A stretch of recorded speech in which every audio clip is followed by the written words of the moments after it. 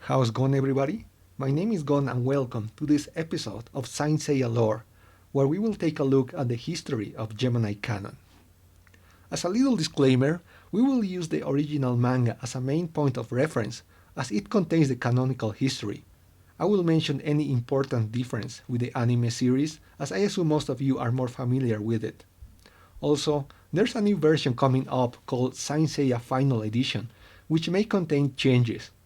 So it's possible that some of the events mentioned here are a change of retcon. I will make sure to update this video in case that happens. This will be part 1 of 2 or 3, and since we are gonna take a look at the events in chronological order, I feel the need to do a quick overview of the main plot to have a better understanding of what's going on. I intend to do an individual video about the overall story at a later time, but a quick summary will be enough for now. You see, the main plot of Saint Seiya as a whole revolves about the war between Athena and Hades that repeats every 200 years. Basically, every 200 years both gods reincarnate in this world, gather their army, and fight for control of the world in what's called a holy war. This is really important, but if you only watch the anime or read the manga in airing/publication order, this is not mentioned until much later. So at this point in time, we are at the beginning of the holy war of the modern era, and the two survivors of the previous war, Shion and Doko, are waiting for the first new saint to arrive to the sanctuary. As they explain, it will be a newborn baby from somewhere around the world, and a shooting star will announce it. In the case of Kanon, we only know that he was born in Greece, just like his twin brother Saga. Once that shooting star finally appears, it heads to the Gemini temple. But Doko realizes it actually consists of 3 separate entities. As you can guess, 2 of those are Kanon and Saga. But the third one is something even more unexpected, an evil omen star named Lemur, sent by the evil goddess Ker. So let's take a moment to explain who Ker is. Remember when I said Hades was the main antagonist? Well, Ker is the younger sister of Thanatos and Hypnos, the twin gods that are the immediate subordinates of the god of the underworld, which means that she is also a goddess herself. She basically sent Lemur to the sanctuary in order to destroy it from within before the war even begins. So, when Shion arrives to the Gemini temple, the evil spirit knocks him out, possesses one of the babies, and erases the event from everyone's memories. The next time we see Kanon in the story is around 15 years later. At this point in time, his brother Saga is already the Gemini Saint, while Kanon has the responsibility to take Saga's place in case something happens to him. Despite this fact, Kanon's existence was not made public by the sanctuary.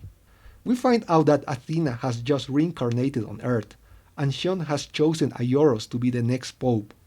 Kanon, who developed an evil personality over the years, proposes Saga a plan to kill both Athena and the Pope so they can take control of the sanctuary by themselves.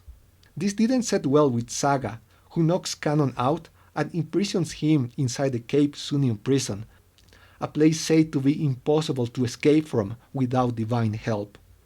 Before being abandoned by his brother for good, Kanon tells Saga that he also has an evil personality, and it's not wrong that powerful people control Earth. This awakens Saga's evil side that eventually leads to his rebellion shortly after. So during his imprisonment, Kanon was close to dying multiple times because the place constantly flooded when the sea levels rise. However, when he was very close to die, he was saved by a mysterious Cosmo. At some point he receives the visit of Ker, who proposes to free him in exchange of taking Athena's life. But after realizing Kanon was not the one who was possessed by Lemur, which means Saga's evil personality was the result of it, she loses interest and leaves him to die. Sometime after noticing an strange Cosmo, he finds the legendary Poseidon's trident. As soon as he grabs it, Kanon is transported to Poseidon's submarine temple. Once there, Kanon finds an urn sealed by Athena and unintentionally breaks the seal, awaking Poseidon, to whom he lies, self-proclaiming as the Sea Dragon General. After being informed about the current events, Poseidon decides to prepare a war against Athena, which is something that was not supposed to happen, and then goes back to sleep, but right before that, he tells the fake Sea Dragon to awake him when his host, the 6-year-old Julian Solo, turns 16.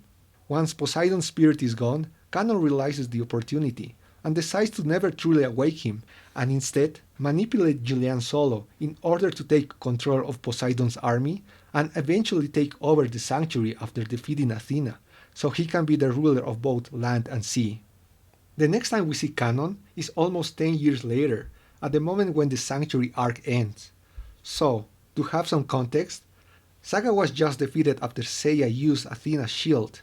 The anime has a different ending, by the way, and the evil spirit Lemur was expelled from his body and returned to Care. Care rejoices about all the deaths caused by Saga's rebellion, but it's right then when Kanon finds her, attacks, and is actually able to injure her using Poseidon's trident. This causes Care to leave Kanon unconscious and retreat. If you wonder why she didn't kill Kanon, it's because she wants to see how interesting things will become now that Poseidon is also involved. So, now we are at the very beginning of the Poseidon arc. The 7 generals reunite at the submarine temple. Kanon, fully assuming the Sea Dragon role, commands the other 6 to go to their respective pillars and prepare for the upcoming Holy War as soon as Poseidon arrives. Everybody agrees except Kraken Isaac, the Arctic Ocean general, who noticed Kanon has the smell of an Athena saint. After a short exchange, Kanon uses the Galaxian explosion, which is recognized as Saga's technique.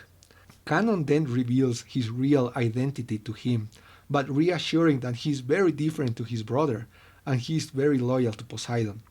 As Isaac remains distrustful of Kanon, he also realizes that his role in the impending war is more important. And this is how we end this video. Part 2 will focus on Kanon's participation in the Poseidon arc, which I assume is how most of you met him. Let me know if there's something else I missed, and if you like this video, please consider like, share and subscribe. Take care and see you on the next video. Bye bye.